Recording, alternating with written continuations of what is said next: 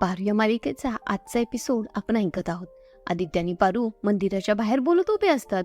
पारू रडत असते, तिला खूप वाईट वाटत असते. ती मनातल्या मनातच म्हणते, आज आपला शेवटचा दिवस, उद्यापासून आपण एकत्र नाही राहू शकत. पुढे पारू आता आदित्य सरांना म्हणते, आदित्य सर, मी नाही जगू शकत तुमच्याशिवाय. मला नाही माहिती, जाहिरातीच्या वेळी तुम्ही माझ्या गळ्यात मंगळसूत्र बांधल्यापासून आपण इथे येऊन नवरा बायकोचं नाटक करेपर्यंत तुम्ही माझ्या घरात घर करून बसलात. आदित्य सर, तुमच्यावरचं प्रेम मला आता नाही विसरता येत. तुम्ही सांगा ना मला, मी काय करू आता?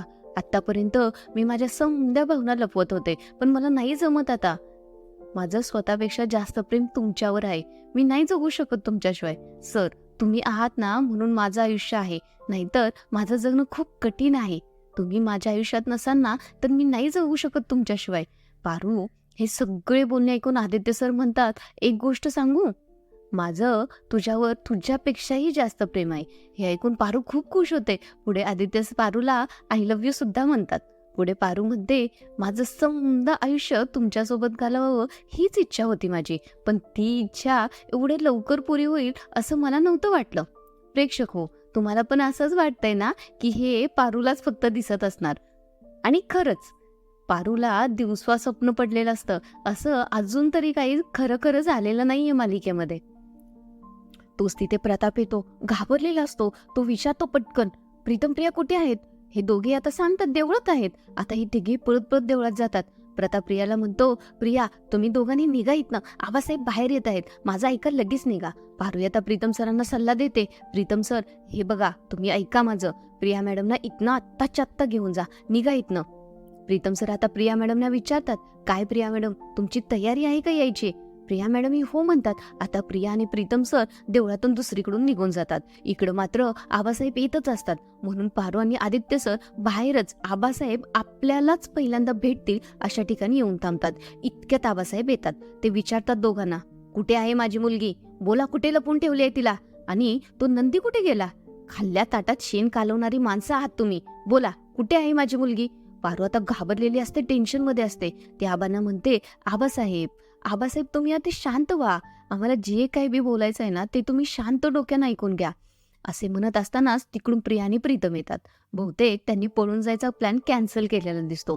आबासाहेब प्रियावर हात उचलणार तोच प्रताप मध्ये येतो. प्रताप म्हणतो, आबासाहेब प्रियाला मी इथे घेऊन आलोय. हे ऐकून आबासाहेब खूपच चिडतात. ते आता प्रतापला मारू लागतात, पण प्रिया मॅडम मध्ये येतात. त्या आबांना म्हणतात, नका मारू तुम्ही बाईला. पुढे आबा प्रतापला म्हणतात, मला माहिती आहे या लोकांनीच तुला फेतवलं असणार. प्रियाला इथे विचारतात, तुला जबरदस्तीने तर पळून आणलंय ना? आज मी काही या लोकांना सोडत नाही. आबा आता आदित्य सर प्रीतम सरांकडे मारण्यासाठी वळणार तोच Priya madam Pritam sir Aditya sir यांच्या पुढे येऊन उभा राहतात आणि म्हणतात, थांबा, मला इथं कोणीच फसवून आणलेलं नाहीये, मी इथं स्वतःच्या मर्जीने आले आहे. त्यावर आबा म्हणतात, काय स्वतःच्या मर्जीने?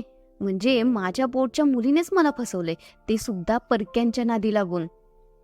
तोच आता आदित्य सर मध्ये पडतात. ते आबांना म्हणतात, आबासाहेब आम्हाला तुम्हाला फसवायचं नव्हतं, आणि तसंही तुम्ही प्रीतम आणि प्रियाचा साखरपुडा करणारच होता ना, मग साखरपुडा झाल्यावर आम्ही सांगितलं असतं तर मग काय केलं असतं तुम्ही? आबासाहेब आम्हाला तुम्हाला फसवायचं नव्हतं, कारण आमच्या आई वडिलांचे तसे संस्कार नाहीत आमच्यावर. आबा आता आई वडिलांच्या संस्काराच्या गोष्टी ऐकून फारच चिडतात. ते म्हणतात, ए तुझ्या आई वडिलांचे संस्कार मला नको सांगूस, तू तर त्याच्याही पुढचा निघालायस. हे कळतंय का तुला? तुम्ही माझ्या घरात शिरलात, माझं मन जिंकलं आणि माझ्या मुलीला फसवण्याचा प्रयत्न केलाय तुम्ही. पारू आता मध्ये पडतेच. ती म्हणते, आबासाहेब तुम्ही आमचं एकदा म्हणणं ऐकून तरी घ्या ना, आम्हाला काय बोलायचंय ते समजून तरी घ्या.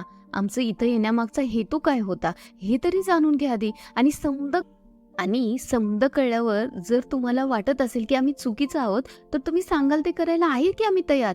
त्यावर आबा म्हणतात, तुमच्या खोट्या कहाण्या ऐकायला नाही आलो मी इथं.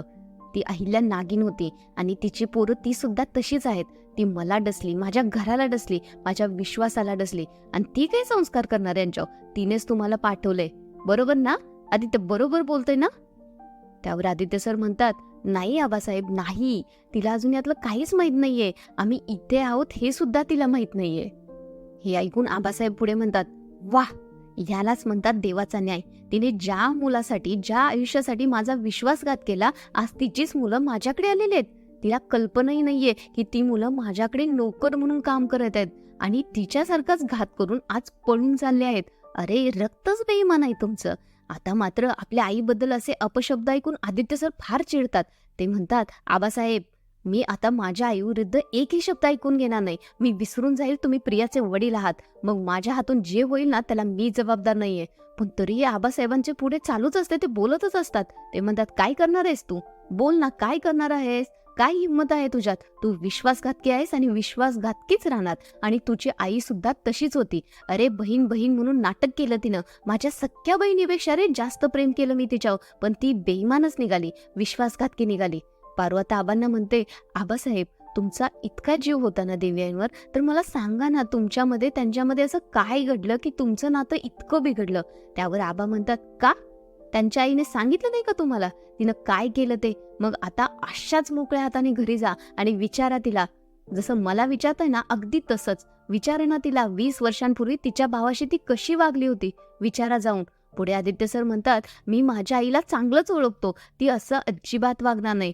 तिने तिच्या भावाला त्रास होईल असं ती कधीच करणार नाही, वागणार नाही.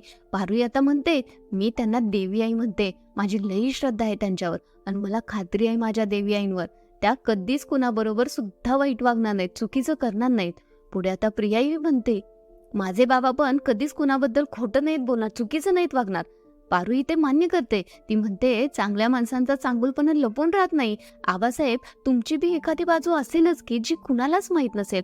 तुम्ही सांगा ना, काय झालं होतं तुमच्यामध्ये? असं नेमकं काय घडलं होतं?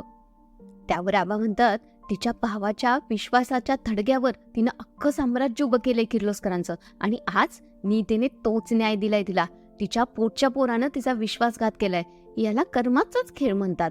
आत्ताच्या आत्ता माझ्या समोरून चालते वा, नाहीतर बघाच. तोच आता प्रिया मॅडम आबांना म्हणतात, थांबा आबा, त्यांच्या आईची शिक्षा तुम्ही त्यांना नका ना देऊ. मी ओळखते अहिल्या देवींना, मी राहिली आहे तिथे, मला माहिती आहे त्या कशा आहेत. त्यांनी तुम्हाला फसवलेलं नाहीये. प्रीतम सरांचं खरंच खूप प्रेम आहे माझ्यावर. ते तुमची परवानगी घेण्यासाठीच इथे आले होते. नोकर म्हणून इथं राहिले, इथं कष्ट केलं, तुमचं मन जिंकलं. इतका मोठा माणूस, पण काय नाही केलं त्यानं प्रेमासाठी, आणि तुम्ही त्याच्यावर संशय घेताय. पुढे आता प्रीतम सर आबांना म्हणतात, आबासाहेब, प्रिया मॅडमने आम्हाला सांगितलं होतं की तुम्हाला श्रीमंतीचा राग आहे.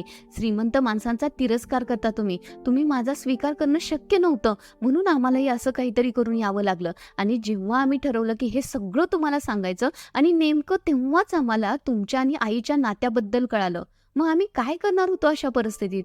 प्रिया मॅडमही आबांना सांगतात की प्रीतम सर खरं बोलतायत, पण आबा मात्र स्वतःचं हे का काही सोडायला तयार नसतात. ते प्रिया मॅडमना म्हणतात, आता तूही त्यांचीच भाषा बोलू लागलीस. बरोबरच आहे म्हणा, त्यांनीच पितवलंय तुला, विश्वासघात केलायस माझा. चांगलीच मानून चावलीस ग माझी. पण या पापी माणसांच्या घरी तुला सून म्हणून मी पाठवणार नाही कधी. त्यावर प्रिया मॅडम म्हणतात, आबा पापी नाहीयेत ते.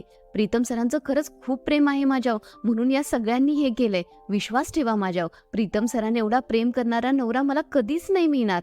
तरीही आबा स्वतःच म्हणणं खरं करतात. ते पुढे प्रियाला म्हणतात, म्हणजे तू ठरवलेलंच दिसतंय, निर्णय झालेला दिसतोय तुझा. बरोबर आहे, अहिल्याकडे राहिलीस ना, वान नाही पण गुण लागलाय तुला. जा, खुशाल जा, त्यांच्याच सोबत राहा, त्यांच्याकडे. असे म्हणून आबा तिथून रागाने निघून जायला निघतात. पण प्रिया मॅडम आबांना म्हणते, नाही आबा, मी नाही जाणार कुठेच, कारण माझं तितकं नशीब चांगलं नाहीये. प्रीतम सरांसारखा प्रेम करणारा नवरा मला नाही मिळणार, आणि त्यांच्या इतकं सुखी मला कधी कोणी नाही देऊ शकणार. पण या सगळ्यांपेक्षा महत्वाचं, या सगळ्यांपेक्षा मौल्यवान माझ्यासाठी तुम्ही आहात आबा. मला तुम्हाला नाही सोडायचं, आणि नवीन नाती जोडायला मी जुन्या नात्यांची नाळ कधीच नाही तोडणार. मी इथून जाईन तर तुमच्या परवानगीनेच, तुमच्या मतानेच, तुमच्या मर्जीनेच, तुमच्या खुशीने नाही तर नाही जाणार. कारण सगळ्यांपेक्षा माझ्यासाठी तुम्ही महत्वाचे आहात. प्रिया मॅडमचे बोलणे ऐकून आबा तिला आता घेऊन जायला निघतात. पण पारू तेवढ्यात मध्ये येते आणि आबांना म्हणते, आबा, प्रिया मॅडमना प्रीतम सरांना त्यांच्या प्रेमाची एवढी मोठी शिक्षा का देताय तुम्ही? ते प्रेम करतात एकमेकांवर, त्यांना लगीन करायचं आहे.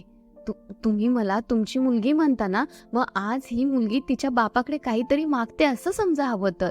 आबासाहेब, प्रिया मॅडमना प्रीतम सरांना वेगळं नका करू तुम्ही. उद्या प्रीतम सरांचं तिकडं लगीन आहे. घराकडे समजे आमची वाट बघतायत. आम्ही एकदा का इथनं गेलो आणि प्रीतम सरांचं लग्न झालं की मग कुणाला काय बी करता येणार नाही. आबासाहेब, माझी विनंती आहे तुम्हाला, तुमच्या परवानगीने आम्हाला प्रिया मॅडम आमच्यासोबत नेऊ द्या. पण तरीही आबा त्यांच्या मतावर ठामच असतात.